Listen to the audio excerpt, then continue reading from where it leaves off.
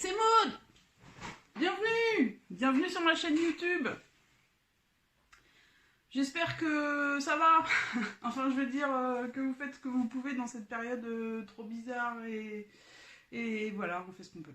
J'espère que quand même vous allez tous bien. Bienvenue sur la chaîne YouTube, ma chaîne YouTube. Donc moi c'est Maud et Maud Imaginaire sur Instagram et ici sur YouTube.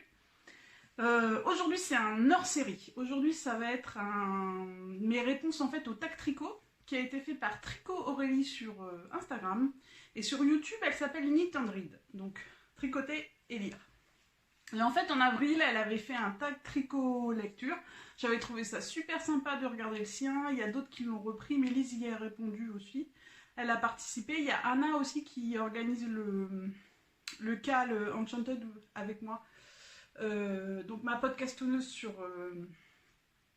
sur Instagram qui y a répondu. Il y a d'autres personnes qui y ont répondu. Et ça me trottait dans la tête. Donc du coup, voilà, c'est parti. Donc cette semaine, en fait, moi je suis en vacances. C'est cool, j'ai besoin de repos. Je devais aller voir une chère amie, mais c'est annulé. Et du coup, je suis à la maison, mais du coup, j'ai le temps de faire des tacs tricot lecture et de tricoter. En ce moment, je tricote mon Calta, que vous avez peut-être déjà vu sur Instagram. Et j'espère bien le tricoter à fond et le finir peut-être cette semaine. En tout cas, je pense que je vais finir un autre en cours là cette semaine. Donc je poste cette vidéo lecture tricot et je ferai un épisode de podcast en fin de semaine. Donc voilà, bienvenue, merci d'être là, merci pour vos messages, c'est super sympa. J'ai beaucoup d'échanges en messages privés ou en commentaires, c'est hyper sympathique. En ces temps troublés, en plus, les interactions, c'est sympa. Et n'hésitez pas aussi à commenter aujourd'hui. Est-ce que vous avez lu ces livres? Est-ce que ça vous inspire? Est-ce que vous pouvez me conseiller d'autres lectures? Parce que c'est ça le but aussi, avoir plein d'idées lecture et plein d'échanges lecture. Donc c'est parti. En fait, elle a établi une petite liste de questions sur le principe des tags. Et elle a fait... il est super sympa son questionnaire. Je mettrai toutes les infos sous la vidéo. Et vous pouvez retrouver ces questions. Elle a édité la liste sur sa chaîne YouTube. Et donc elle a fait une liste lecture, mais avec des petits mots de tricoteurs et de tricoteuses. Allez, c'est parti. Donc, normalement, voilà. J'ai préparé mes réponses. Donc la première question, c'est aiguille circulaire. Et donc en fait, elle nous demande un cycle ou une série. Et en fait, je suis pas trop une lectrice de séries et de cycles, etc. D'ailleurs, si vous en avez des fois, je suis un peu jalouse des gens qui sont à fond dans des séries et des cycles. Je trouve ça super sympa, cette excitation dans la lecture et tout. Mais moi, je suis vraiment pas... j'ai pas lu Harry Potter. Me conseillez pas Harry Potter. J'ai essayé la dernière fois le livre de Christelle Dabos. Christelle ou Christine Dabos, là, je sais plus comment ça s'appelle. J'y arrive pas, je rentre pas dedans et tout ça. Donc, ouais, si vous avez des séries qui vous ont plu, je veux bien avoir vos conseils. Et donc, du coup, il y a quand même une série que j'ai lue, que j'ai adorée. J'ai lu en fait cette série et ensuite j'ai lu son roman qui était en fait le roman le plus connu qui s'appelle Le Carnet d'or et j'ai eu beaucoup plus de mal à le lire. Donc en fait ça c'est 3 pavés, c'est vraiment 3 gros pavés et pourtant je les ai... j'ai adoré cette écriture. Franchement, donc c'est Doris Lessing et c'est le cycle des enfants de la violence. Donc les enfants de la violence, premier tome. Le deuxième tome, c'est les enfants de la violence, mais l'écho lointain de l'orage. Et troisième tome, c'est les enfants de la violence, la cité promise. En fait, bien sûr, c'est romancé, mais c'est autobiographique, parce qu'en fait, c'est une autrice qui est anglaise, mais qui a vécu beaucoup en Afrique du Sud. Et la personne qui est l'héroïne, le personnage principal dans cette série, c'est une jeune femme qui vit en Afrique du Sud. Et en fait, on suit son parcours de jeune femme son conflit avec ses parents, le contexte. En fait, c'est une des rares autrices que je connais blanches qui était anticolonialiste et qui s'est engagée fortement pendant sa vie contre la colonisation, qu'elle connaissait de l'intérieur puisqu'elle avait été vécue dans plusieurs... Je crois qu'elle a vécu dans plusieurs colonies en plus, parce que son père, il n'était pas d'Afrique du Sud. Oui, c'est ça, ses parents... Elle est née en 1919 de parents britanniques à Kermanshah, en Perse. Donc Perse, c'est l'Iran actuel. Et ensuite, elle passe son enfance en Rhodésie. En 1949, elle se rend pour la première fois en Angleterre, avec dans ses bagages son premier roman, qui sera édité en 1950. Aujourd'hui, elle est mondialement connue pour son œuvre considérable, dont Le Carnet d'or. Donc elle connaît la colonisation de l'intérieur, en tant que citoyen britannique, donc par exemple en Afrique du Sud. Elle sait ce que c'est aussi, elle décrit de façon précise, et elle décrit dans ses romans les conséquences du racisme et du racisme d'État en Afrique du Sud. En fait, la jeune femme, au début, elle est en conflit avec ses parents, elle est aussi militante politique, mais elle parle de cette absurdité d'être militante politique, elle veut un monde différent, et en fait, elle parle de cette absurdité de ce monde, donc elle veut un monde différent en Afrique du Sud, mais c'est pour les blancs, et les militants sont tous blancs, et en fait, il y a cette ségrégation auquel ils se confrontent, et ils n'arrivent pas du tout à aller au-delà, et à trouver un moyen pour inclure tout le monde, en fait, dans leur mouvement politique et leur envie de changement. Cette autrice, c'était vraiment... pour moi, ça a été... elle décrit des choses aussi sur le parcours des femmes, elle décrit des sentiments que moi, j'ai profondément ressentis, dont j'ai pas forcément réussi à dire les choses, à identifier. Elle les décrit, des sentiments d'impuissance, ou des sentiments de... pas forcément d'impuissance, mais des sentiments dans notre parcours, et elle met des mots dessus. Elle est... Quand je vous dis qu'elle parle du racisme, etc., c'est quelqu'un qui est hyper... qui a beaucoup de nuances, qui a une écriture très complexe. Elle décrit tout ça, elle décrit l'absurdité, etc., mais c'est hyper complexe, c'est pas du tout manichéen, puisque elle est elle-même militante politique, elle veut un autre monde, elle est communiste. Elle parle aussi, donc en fait ça c'est dans le premier tome, et après elle divorce aussi, elle parle du divorce. Le personnage principal, elle abandonne ses enfants en fait parce qu'à l'époque elle divorce, et du coup elle parle de tout ça, donc soit elle retrouve sa liberté qu'elle a perdue dans ce mariage, voilà, soit elle abandonne ses enfants. Je veux dire, c'est des situations très, très complexes. Et après, en fait, elle repart en Angleterre, le personnage principal, comme l'autrice. Elle parle de ce monde, en fait, anglais aussi, avec son expérience et son passé en Afrique du Sud. Elle parle du militantisme, en fait, et elle parle aussi du choc, en fait, quand on découvre ce qui se passe en Russie, de la perte.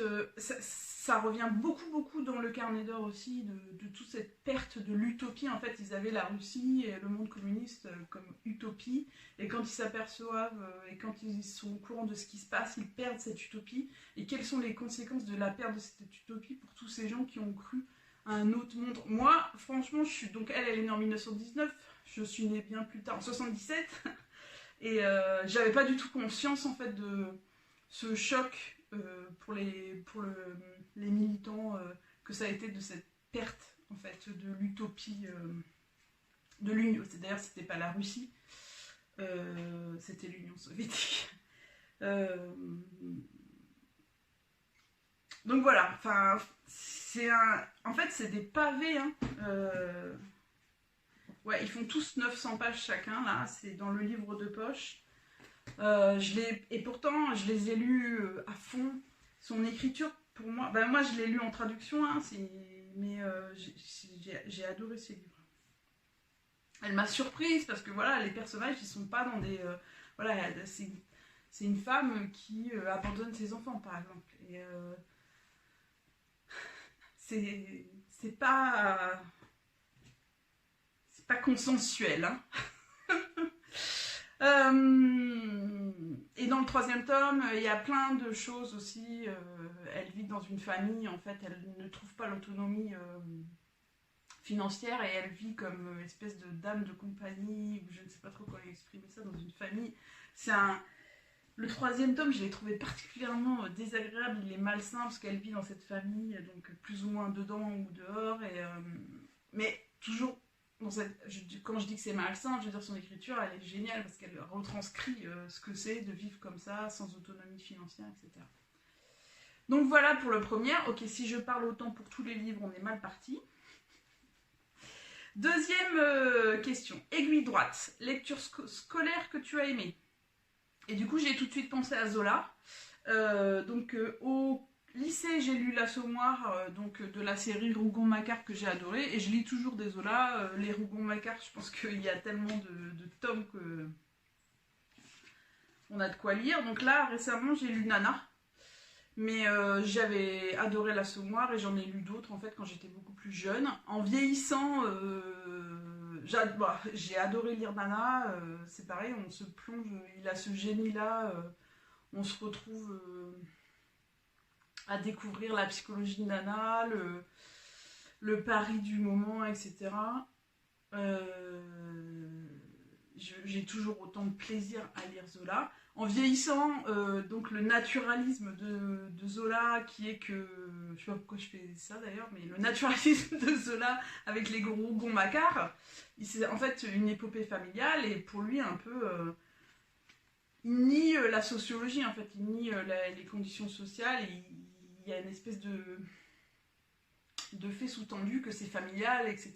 Et ça, je le vois bien plus maintenant que je suis grande, que j'ai un peu évolué, et qu'il a cette idée-là qu'on est pauvre, etc., que c'est un peu génétique, et je trouve ça... Je suis totalement en désaccord avec lui. Je pense que tout ça, il y a une grosse partie de construction sociale, économique, etc. Donc là-dessus, je suis en très fort désaccord avec lui en vieillissant. Mais ça reste un génie de l'écriture, de la description. Là, dans Nana, j'étais dans les salons, j'ai ressenti, il décrit en fait les hommes qui sont tous à l'affût de Nana. Je ressentais ce sentiment d'étouffement qu'elle avait, etc. Donc Zola, ça m'a beaucoup marqué. Donc, 3e question, Arnaud Marqueur, ton marque-page. En fait, j'en ai pas. Je prends tout ce que j'ai sous la main. Les livres de poche, j'avoue, je les corne même. J'en ai pas une photo, ça peut être la photo du moment. Quand c'est vraiment un beau livre glacé, je fais attention, mais j'en ai pas.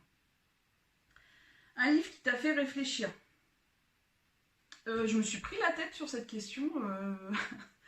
Je me suis dit, tous les livres me font réfléchir en fait.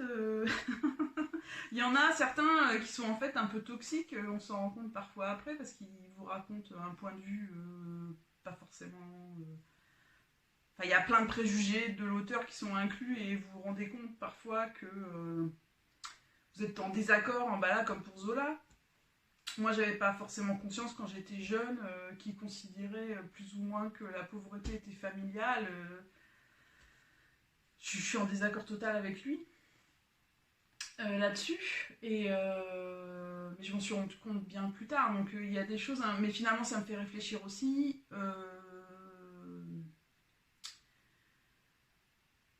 Ces derniers temps, j'étais un peu déçue par des lectures qui sont impulsées sur Instagram ou sur les blogs, etc. Et en fait...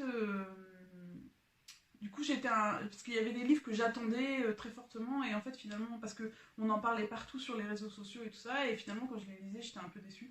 Du coup, je suis revenue à des livres... Dans cette catégorie-là, j'ai mis des livres qui sont du domaine de l'anthropologie.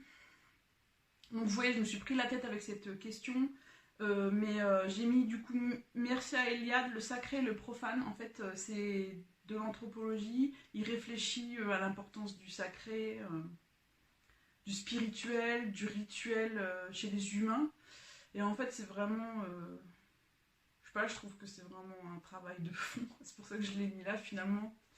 Et Françoise Héritier aussi, donc pareil, masculin-féminin, qui réfléchit. Et en fait, j'ai mis ceux-là parce que c'est des livres qui, contrairement à certains récemment là, qui ont pu me décevoir, parce que c'était des idées que j'avais vues et revues, ils me surprennent, ils m'apprennent beaucoup de choses. Là, elle décortique en fait la séparation masculin-féminin, comment ça s'est fait. Elle l'analyse dans différentes sociétés, cultures également. Quelles sont les conséquences de cette séparation du travail, etc. C'est passionnant. C'est facile à lire, hein. Les deux, franchement, c'est... je suis anti-élite qui parle à l'élite dans tous mes livres dont je vous parle. C'est des livres que je trouve accessibles, en tout cas pour moi. Bien sûr, bon, c'est pas un roman policier qui se lit hyper facilement, etc. Mais c'est quand même des auteurs qui, pour moi, ont fait un travail de ne pas parler à leur père. Quand je dis à leur père, c'est-à-dire... quand je dis que je suis anti, c'est n'importe quoi de dire ça, mais je déteste les gens qui parlent, les spécialistes qui parlent aux autres spécialistes, qui parlent entre eux, voilà, à quoi ça sert, hein, pourquoi tu as écrit un livre pour dire que tu fais partie de l'élite, je déteste ça. Voilà. Et du coup, je pense que, bien sûr, c'est pas des romans de gare, hein, mais c'est des auteurs qui ont fait des efforts pour que leur écriture, elle soit accessible. Et moi, je suis vraiment pas... J'ai fait des études de sciences, j'étais pas franchement quelqu'un de littéraire, j'aime beaucoup la lecture depuis toujours, mais en français, j'étais nulle. Et en tout ce qui est sciences humaines, ça m'intéressait, mais j'étais nulle à l'école et à l'université, je n'en ai pas fait. C'est fou. Mais, et j'arrive à les lire. Et donc dans cette catégorie-là, j'ai aussi mis en fait 2 livres, parce que voilà, dans l'histoire de dire les choses de fond, enfin réfléchir sur les choses de fond,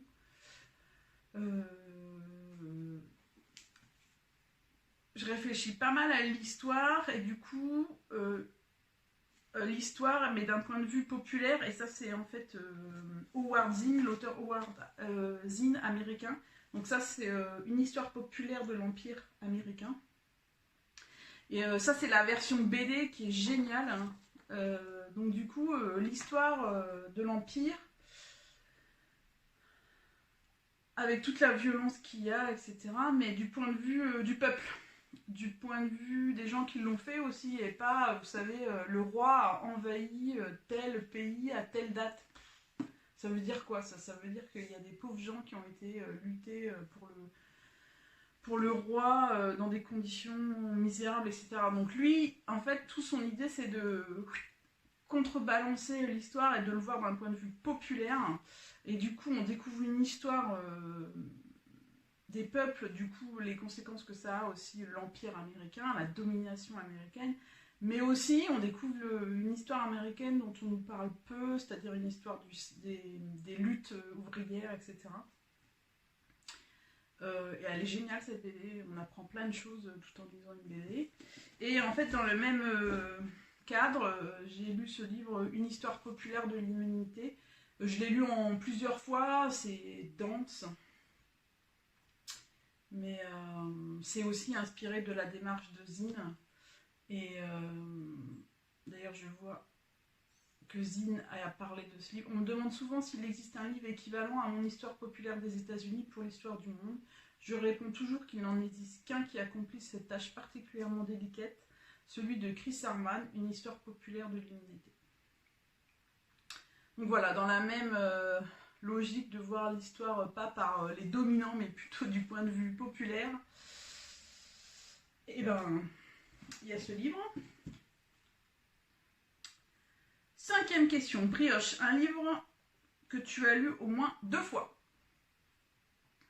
Alors en fait, je voulais vous parler de ces 2 livres qui sont des livres de la collection sorcière des éditions Cambourakis, dont je peux conseiller à peu près tous les livres qui sont vraiment une super collection.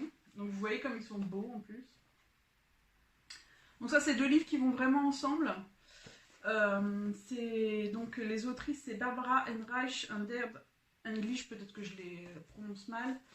Mais en fait, moi, c'est venu dans mon parcours. Donc, je suis atteinte d'endométriose et pendant des années, j'ai travaillé en tant que bénévole pour une association qui s'appelle Endomine. J'ai aussi été blogueuse sur ce sujet.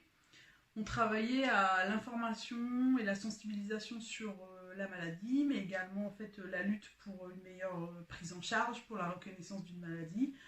À travers ce parcours de blog sur l'endométriose et ce travail de bénévole, en fait, on essayait de comprendre pourquoi cette maladie n'était pas reconnue, pourquoi la douleur était niée, pourquoi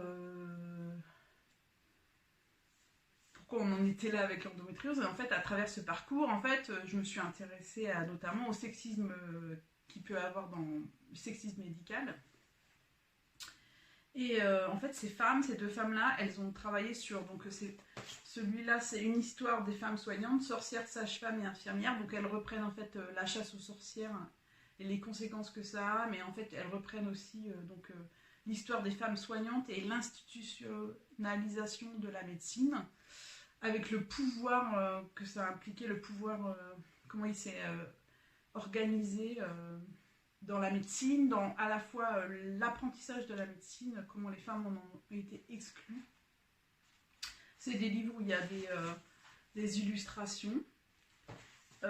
C'est des livres vraiment passionnants. Et donc celui-là, c'est aussi le pouvoir médical et le corps des femmes. Là, elle reprend aussi les fragiles ou contagieuses. En fait, comment certaines femmes, donc, quand elle parle de fragiles, c'est un peu comment on catégorise les femmes fragiles, les femmes blanches, et contagieuses ou dangereuses.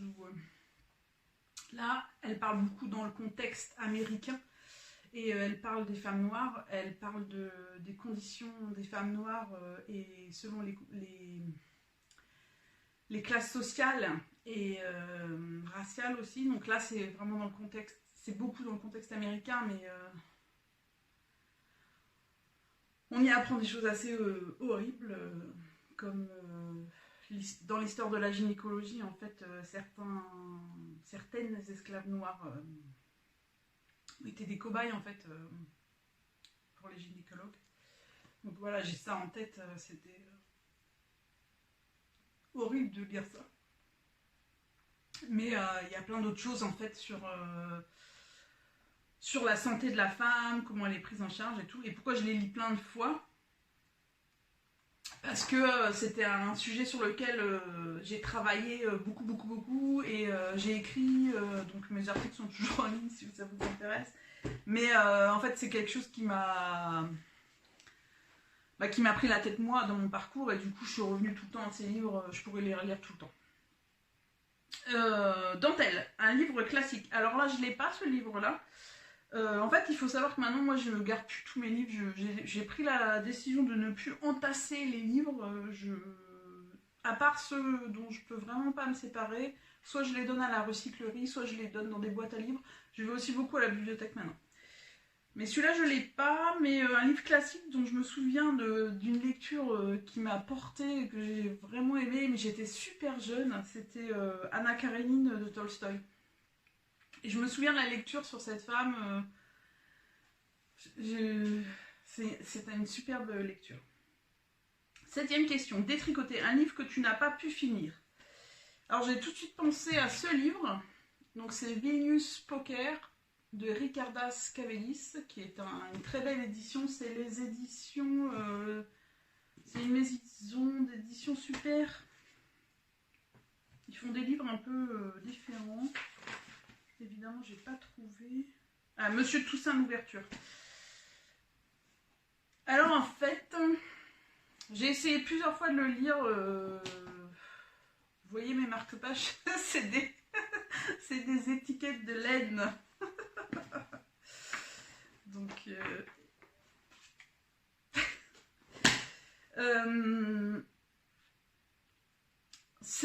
l'auteur est un physicien, donc c'est un scientifique qui est né en 1950. Et en fait, c'est plus ou moins autobiographique. Dans le début, j'ai appris des choses sur... donc ça se passe à Vilnius, donc en Lituanie. J'ai appris des choses sur l'histoire de ce pays, à la fois l'invasion par les Allemands, puis les Russes, le pouvoir soviétique, comment il s'est exercé.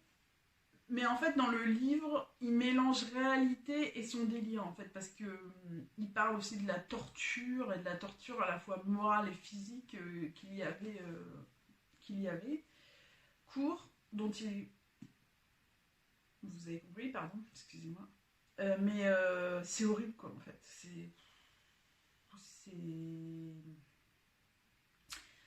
Il y a aussi beaucoup de... C'est horrible, et puis dans ses délires, en fait, il a une violence envers les femmes, et il y a des scènes hyper violentes envers les femmes. J'avoue, je trouvais ça insupportable. Donc j'ai quand même appris des choses sur l'histoire de ce pays, mais j'ai pas pu finir celui-là. Donc huitième question, fingering, livre court, Marie Condé, La vie sans phare. Donc c'est un petit livre que j'ai lu récemment, il fait quand même 283 pages, mais vous voyez c'est un petit livre. La vie sans phare, c'est sa biographie, c'est sa biographie. Raconter, donc pourquoi sans phare, et en fait elle essaye de le raconter en n'enjolivant pas, en étant honnête sur son parcours. Du coup, ça donne une écriture hyper tranchée, hyper incisive, etc. Et sur son parcours à la fois affectif et tout le reste, elle a une vie, donc elle est née en Guadeloupe en 1937, après elle arrive à Paris, après elle va vivre en Afrique, dans plusieurs pays d'Afrique. Elle est enseignante dans ces pays, donc elle voyage avec eux, et elle vit et travaille avec ses enfants, elle parle de tout ce parcours. C'est passionnant. Et cette honnêteté, c'est très... Enfin, moi j'aime bien quand les gens ils sont honnêtes, qu'ils enjolivent pas, parce que vous savez, nous on se sent un peu nuls souvent, quoi. Enfin, quand je dis nous, je dis moi, quoi. Enfin, je veux dire, nous, dans notre petite vie, nos petits problèmes, nos petits débats intérieurs. Donc, quand les gens, ils sont honnêtes, on se sent moins seul. Je veux dire, c'est une femme, quand je dis ça, c'est une femme exceptionnelle, c'est une femme qui est devenue autrice par la suite. C'est une femme exceptionnelle qui a eu une vie exceptionnelle, donc... Mais elle parle en fait de ses débats intérieurs, etc., de façon très crue, et j'ai adoré cette lecture. Elle a aussi écrit un livre dont on parle beaucoup, c'est Tituba et la sorcière, que j'ai lu aussi et qui est très très bien. Neuvième livre, Andy Dyer, La Malcastrée de Emma Santos. Donc c'est un livre, donc Andy Dyer, pardon, ce qu'elle voulait c'était un auteur peu connu. Donc je pense pas que vous connaissez Emma Santos. C'était une recommandation que j'ai eue grâce à un compte Instagram que j'aimais beaucoup. J'ai regardé du coup hier en préparant cette vidéo, et j'ai vu qu'elle avait supprimé son compte. Mais c'était en fait un livre qui est apparu aux éditions des femmes, qui étaient des éditions qui ont eu cours pendant les années 70. Donc des femmes pour chacune, donc c'est pour raconter la réalité des femmes. Et là, La Malcastrée, en fait, c'est... je vois que ça a d'abord été édité aux éditions Maspero, qui était, si je me dis pas de bêtises, qui était une maison d'édition anarchiste, en 1973, et après réédition aux éditions des femmes en 1976. Donc là, en fait, La Malcastrée... C'est un sujet hyper dur, hein. Enfin, moi c'est un sujet qui me touche personnellement, parce que dans mes proches, très proches, il y a des gens qui ont des problèmes de santé mentale. Et la santé mentale, elle n'est pas prise en charge, hein. Je crois pas. Ça crée beaucoup de douleur et de souffrance, etc. Et là en fait c'est le récit de son internement. Donc vu de l'intérieur, elle parle à la première personne, donc elle mélange un peu réalité et parréalité et délire en fait. Donc c'est pas simple à lire, mais j'ai trouvé ça... Donc même si moi ça me touche, et c'est pas forcément un sujet facile pour moi déjà à la base et en général je pense, c'est un sujet, je l'ai lu et ça m'a permis de mieux ressentir en fait, de mieux toucher du doigt ce que les gens qui sont dans ces situations en fait d'internement et d'hôpital psychiatrique, etc. peuvent ressentir. Donc j'ai trouvé ça important pour ça. 10e livre, 10e question. Laine à chaussettes, une lecture idéale pour l'hiver. Alors là, en fait c'est une série ça aussi, je ne l'ai pas mis au début parce que je voulais le garder pour cette question-là. Je crois que j'en ai lu que 2, mais c'est une des rares séries que j'aime beaucoup. C'est de Anne B. Rejd, je ne sais pas comment ça se prononce. C'est une autrice norvégienne. Et c'est donc l'espoir des Neshoff, je ne sais pas comment ça se prononce non plus. La ferme des Neshoff. En fait, c'est une série sur une famille. Et pourquoi en hiver, vous voyez là sur les couvertures, il y a de la neige et tout. En fait, c'est l'histoire de la famille. Ils ont une ferme en Norvège au bord de la mer, mais les 2 premiers en tout cas se passent en hiver, dans le froid, la neige, etc. J'aime bien le rapport avec le paysage aussi, on parle beaucoup du paysage norvégien, etc. Et on parle de cette famille, de son histoire. Moi je les aime bien parce qu'ils sont complètement tordus, ils sont complètement... ils sont pas doués quoi, c'est pareil. Vous voyez, c'est constant chez moi, ça me rassure. Non mais je veux dire, ils font ce qu'ils peuvent, ils sont complètement tordus, comme on dit là, je déteste ce mot. C'est une famille dysfonctionnelle, hein. Vous savez, c'est pour faire propre. Dans dysfonctionnel, il y a plein de choses horribles, mais donc on dit c'est une famille dysfonctionnelle. Mais en même temps, je veux dire, c'est pour le coup là, c'est un livre qui se lit. C'est pas une lecture dure ou compliquée, hein. Justement, on les trouve mignons, puis ils s'en sortent, et puis ils se retrouvent, et puis ils font ce qu'ils peuvent, et puis ils s'aiment quand même. Enfin, je veux dire, c'est peut-être pas une feel-good série, mais c'est une lecture qui fait du bien. Donc c'est quand même une feel-good lecture. Bon, vous voyez. Elle est très sympa. J'en ai lu que 2, il faut que j'achète les autres. Elle est vraiment très sympa cette série. Mystérical. Donc là, elle voulait un roman policier. Donc là, je les ai pas, mais j'ai pensé au Fred Vergas, les premiers. Maintenant, j'aime moins ce qu'elle fait, mais par exemple, L'homme au cercle bleu, j'avais adoré.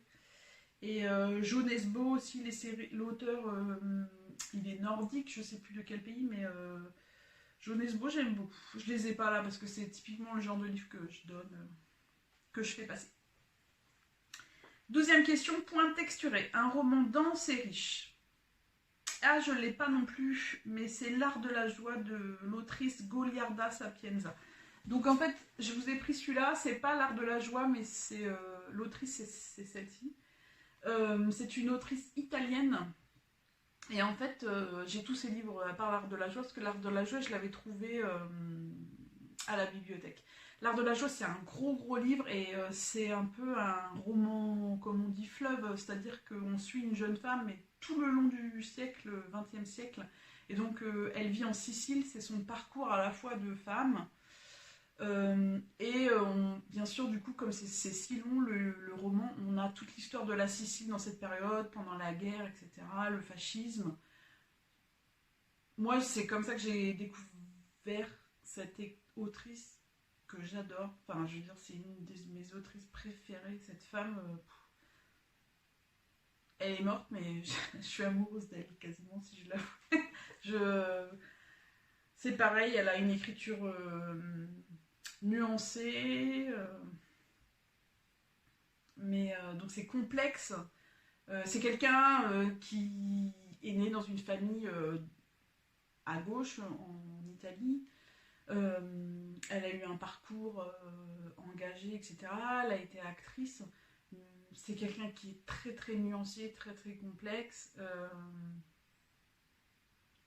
J'adore lire ses livres. J'ai lu tous ses livres du coup depuis.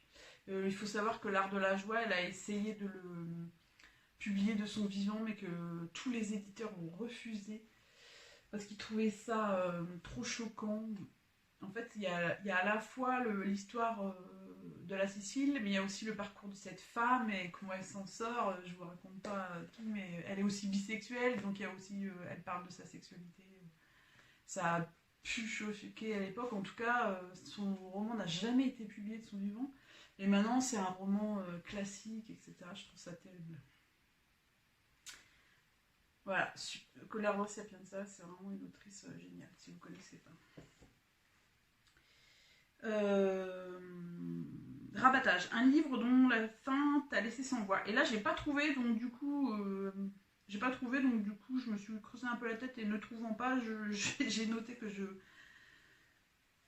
j'en parlerai tout à l'heure pour une autre question. 14. Rang de montage, un livre qui t'a harponné dès le départ. Et là, j'ai pensé tout de suite au livre de Nuala Ofo. Je ne sais pas le prononcer. C'est une autrice irlandaise. Nuala Ofo-Fowlen, je ne sais pas comment on dit. Donc, on s'est déjà vu quelque part. Et j'y suis presque. C'est le cadeau d'une amie. D'une chère amie, et c'est une autrice qui est née en 40, et en fait c'est son parcours, c'est le récit de sa vie. C'est un récit qui est pas, c'est pas une bibliographie genre j'ai fait ci, j'ai fait ça et tout. C'est comme si elle était en train de boire un thé ou un coup avec vous et qu'elle vous raconte. C'est un récit très linéaire, elle vous raconte sa vie, et j'ai dévoré ces livres.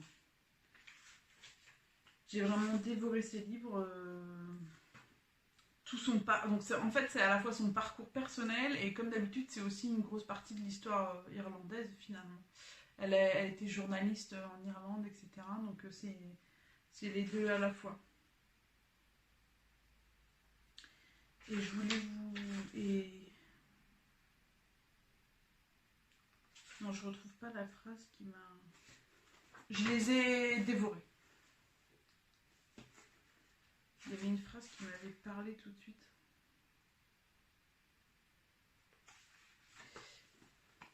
Je vous recommande à fond ces deux livres.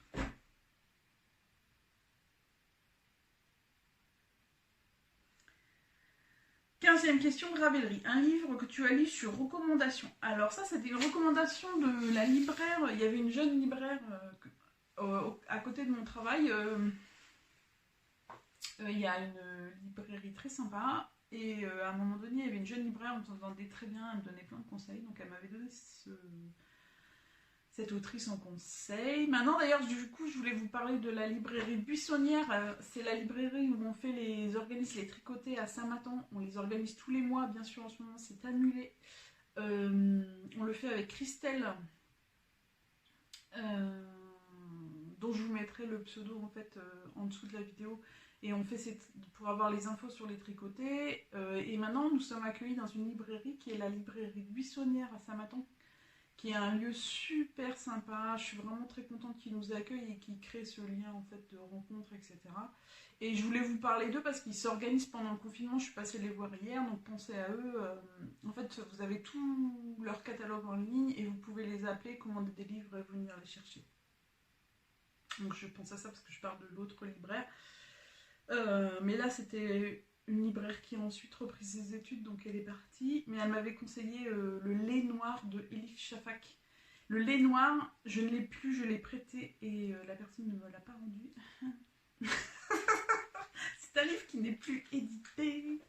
Je vais essayer de le retrouver. C'est pas grave, hein, en plus je ne suis pas du tout attachée aux choses. Comme je vous dis, je fais passer les livres. Mais ce livre, j'ai envie de le relire en fait. Et le lait noir, c'est un livre sur la maternité. Je ne suis pas mère et j'ai adoré. Donc c'est pour vous dire la finesse de cette autrice. Et donc c'est Elif Shafak, c'est une autrice turque. J'ai pas tous ces livres-là, mais je les ai tous lus parce que c'est pareil, je fais passer les livres. Là, c'est le dernier que j'ai lu, 3 filles d'Ève.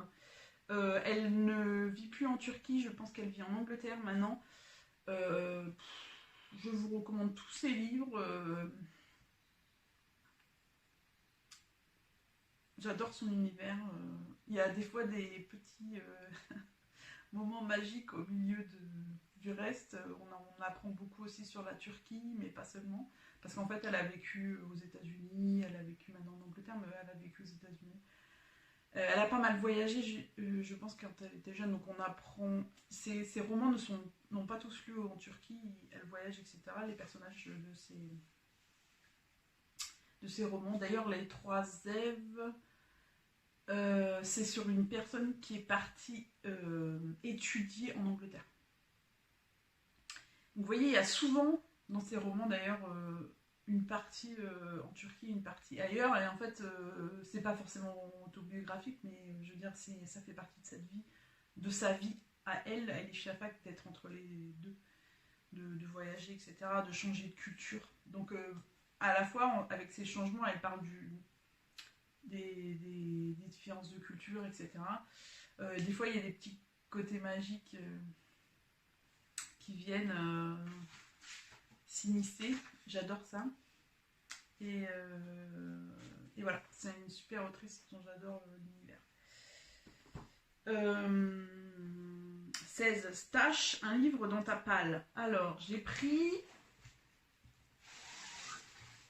Alors, il y a les copines, donc Mélise la boutiqueuse et la vie de 88, dont j'adore le compte Instagram et j'adore interagir avec elle. Qui m'ont motivée à lire en anglais. Donc je suis passée aux librairies La Buissonnière hier et il y avait A Seagull Thread de Tracy Chavelier et c'est sur la broderie. Apparemment j'en connais rien, mais du coup je vais découvrir ça. Il y a Fran aussi du compte Woolen Heart qui m'a dit sur Instagram quand j'ai partagé qu'elle avait adoré, donc j'ai hâte de me plonger dedans. Il y a ce livre aussi de Naguim Mahfouz, je prononce mal ce nom, comme d'habitude, Impasse des deux palais. Je déteste cette comparaison, mais comme ça au moins vous saurez à peu près. Donc on le compare tout le temps, c'est un auteur égyptien, on le compare tout le temps à Zola. On dit que c'est le Zola égyptien, ça m'énerve un peu cette comparaison, mais voilà, comme ça vous voyez, il raconte apparemment la vie du peuple égyptien et on en a beaucoup parlé. La personne avec qui je vis m'en parle depuis très longtemps, donc il faut que je m'y mette. 17.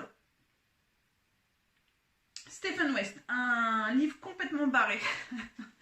Alors j'ai pensé au livre de Mikhail Bulgakov, Le Maître et la Marguerite. Pareil, je suis désolée pour la prononciation, c'est un auteur russe. Je ne l'ai pas lu de façon linéaire, j'ai eu un peu de mal à rentrer dedans. Je pense que des fois on n'est pas forcément dans l'état pour lire le livre, mais je veux dire c'est le délire total ce livre. Il y a le diable qui vient à Moscou avec un chat géant. Il y a des sorcières qui se baladent dans le ciel de Moscou sur leur balai. C'est délirant. 18e question, donc Torsade, et ça revient à celui que j'avais laissé un peu de côté la dernière fois, un livre plein de détours et de rebondissements, et donc j'ai dit que ça valait aussi pour un livre dont la fin t'a laissé sans voix, parce qu'en fait j'ai pas trop d'idées, un livre plein de détours et de rebondissements. J'ai pensé à ce roman graphique qui est d'abord une merveille, donc c'est des dessins au bic, je veux dire c'est...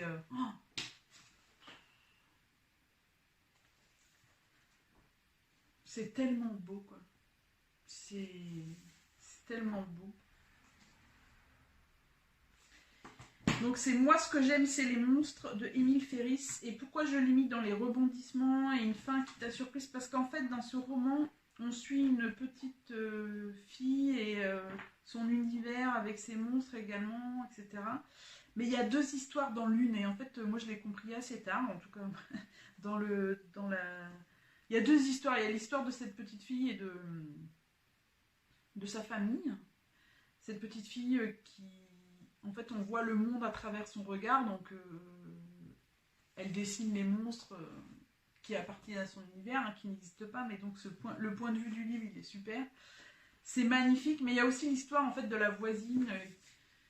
Je vous dis pas tout, mais... En fait, il y a deux histoires dans l'une. Il y a l'histoire de la voisine qui qui n'est pas du tout aux États-Unis de façon plus ou moins contemporaine et tout ça, qui est une histoire complètement différente et on le comprend après, etc. Donc c'est pour ça que je l'ai mis dans ces deux questions-là. 10e question, zéro cerveau. Le tricot zéro cerveau. Alors, j'ai pensé à La Tresse. C'est un cadeau qu'on m'a fait de... Donc c'est un livre de Laetitia Colombani. Je l'ai conseillé à plusieurs reprises. Ensuite, c'est une copine qui me l'a offert. Quand j'étais en convalescence, j'étais un peu fatiguée et tout, et c'était un super cadeau parce que c'est vraiment... en fait, c'est 3 femmes, 3 vies, 3 continents. Donc c'est l'histoire de 3 femmes qui n'ont pas forcément un parcours facile, mais qui s'en sortent. Donc c'est un peu...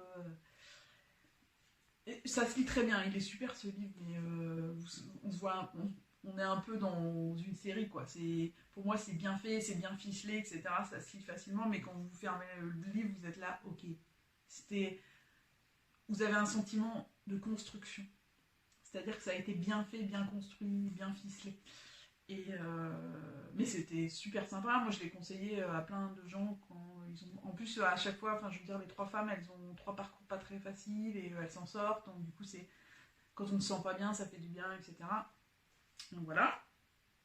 Et le 20e, bonus, un livre de tricot préféré. J'en ai pas de préféré, j'en ai plein, des livres de modèles, il y a plein de choses. Du coup, en fait, je voulais parler de ce livre. Ceci n'est pas un pull qui parle du tricot et du crochet comme matériel artistique et comme l'utilisation qu'on peut en faire dans l'art. Pour moi, le tricot, d'ailleurs, il en parle, cette question, pour moi, le tricot, c'est de l'art aussi, c'est de l'art populaire, c'est amusant et c'est intéressant de voir que certains artistes essayent de se détacher de l'aspect tricot quotidien, art populaire. Moi, je le revendique, ce côté-là.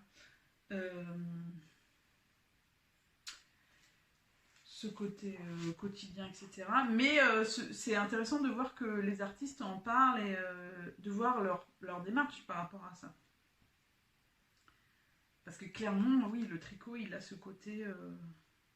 côté-là qui est souvent dévalué, qui est souvent dévalorisé. Et pourquoi? Donc il y a des choses... Donc en fait, c'est l'univers de plein d'artistes qui utilisent le tricot, la laine ou les arts du fil en fait comme matériel. Et on voit leurs œuvres et leur parcours, etc. C'est magnifique, quoi. Je veux dire, c'est un livre que j'adore feuilleter. Il y a des choses un peu qui font flipper, hein, mais il y a des univers très différents. Je vous disais qu'ils n'ont pas la même attitude vis-à-vis de ce côté un peu dévalorisé du tricot, mais il y a effectivement des univers très différents.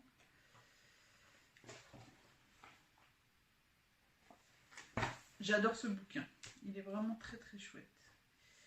Il y a aussi des artistes du coup qui ont utilisé ce côté dévalorisé du tricot et qui l'ont contrebalancé. Est-ce que je vais la retrouver là? Je ne suis pas sûre.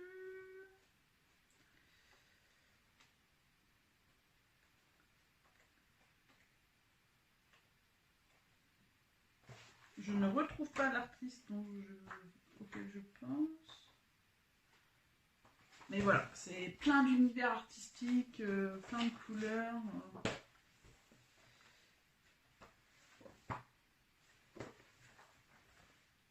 C'est superbe.